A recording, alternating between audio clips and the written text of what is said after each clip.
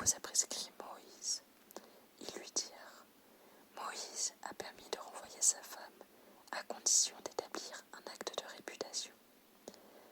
Jésus répliqua: C'est en raison de la dureté de vos cœurs qu'il a formulé pour vous cette règle. Mais au commencement de la création, Dieu les fit, hommes et femmes. À cause de cela, l'homme quittera son père et sa mère. Il s'attachera à sa femme, et tous deux deviendront une seule chair. Ainsi, ils ne sont plus deux, mais une seule chair. Donc, ce que Dieu a uni, que l'homme ne les sépare pas. De retour à la maison, les disciples l'interrogeaient de nouveau sur cette question. Il leur déclara: Celui qui renvoie sa femme et en épouse une autre devient adultère envers elle. De même, si une femme qui a renvoyé son mari en épouse un autre, elle devient adultère. Afin de méditer cet évangile, je vous propose la lecture de 4 extraits de Silence, parole de vie, écrit par Maurice Zundel, dans le chapitre La chasteté et le problème de la pureté. Plus on méprisait le corps, plus on était spirituel, et certains saints ont fait un pacte avec leur corps de le traiter en ennemi jusqu'à leur mort et de ne jamais lui laisser la paix. C'est absurde, quelle que soit d'ailleurs la droiture des intentions. C'est absurde parce que cet être humain n'existe pas. Comme le dit un grand psychologue, nous pensons avec nos mains aussi bien qu'avec notre cerveau. Nous pensons avec notre estomac, nous pensons avec tout.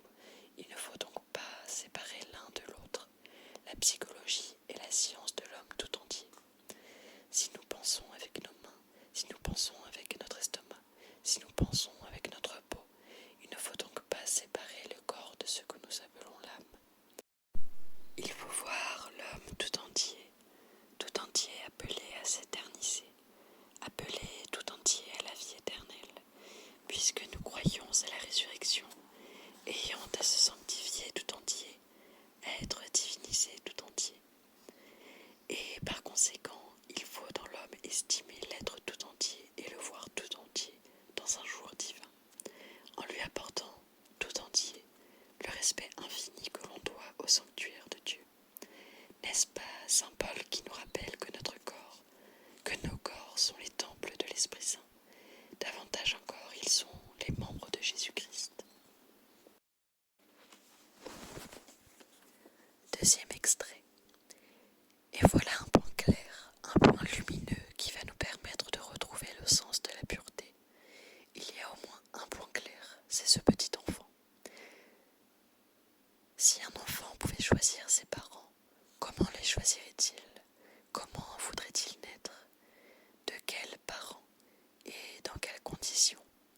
Or, il est clair que pas un enfant au monde n'accepterait de naître comme un accident, n'accepterait de naître d'un acte posé dans l'aveuglement de l'instinct et sous l'impulsion de l'espèce, mais qui ne le regarde pas. Troisième extrait. La psychanalyse nous apprend tous les jours que la plupart des maladies mentales, la plupart des désordres mentaux, la plupart des déséquilibres psychiques viennent d'une éducation manquée. Eh bien, si l'enfant est livré à ce degré à l'influence de ses parents, si son éducation ou sa déformation résulte du contact avec ses parents, s'il ne peut être élevé que s'il s'élève, si l'éducation, c'est d'abord le rayonnement, à travers la sainteté de sa mère, d'une présence divine que l'enfant respire, il faut dire qu'il n'y a pas de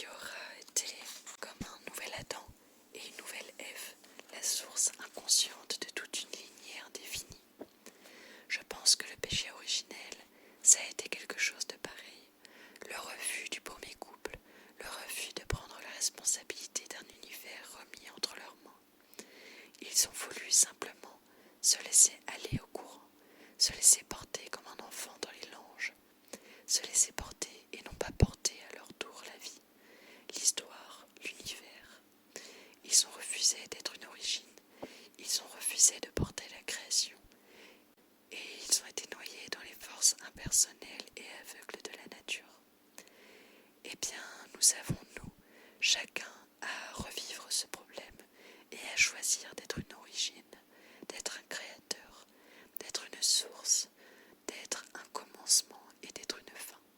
De justifier toute cette histoire en lui donnant en nous un visage et en faisant une offrande d'amour. Nous avons à faire ce choix. Et chaque fois que le cri de la vie monte en nous, nous avons à renouveler ce choix d'être une origine, un créateur, un commencement, une source. Cela est admirable et c'est sous cet aspect uniquement qu'il faut voir la pureté, un et tous dans la vocation de la personne. En toute conscience humaine, il y a cette vocation de recueillir toute l'histoire et de donner un sens à l'univers. Suivant l'intercession proposée par le Magnificat du vendredi 28 2025 au soir, en contemplant la passion de Jésus, notre Sauveur, nous supplions. Ô Jésus, notre Sauveur, pour ceux que la tristesse accable, souviens-toi de ton agonie. Pour ceux qui sont blessés dans leur chair, souviens-toi de tes tortures. Pour ceux qui souffrent de la dérision, souviens-toi de la couronne d'épines. Pour ceux qui désespèrent de la vie, souviens-toi de ton cri vers le Père. Pour ceux qui meurent aujourd'hui, souviens-toi de ta mort sur la croix. Pour ceux qui espèrent toute espérance, que resplendisse ta résurrection. Prends pitié de nous, Seigneur, car nous avons péché contre toi. Montre-nous, Seigneur, ta miséricorde et donne-nous ton salut. Seigneur Jésus, envoyé pour guérir les cœurs qui reviennent vers toi. Seigneur, prends pitié. Ô Christ venu appeler les pécheurs. Ô Christ, prends pitié. Seigneur qui siège à la droite du Père, où tu intercèdes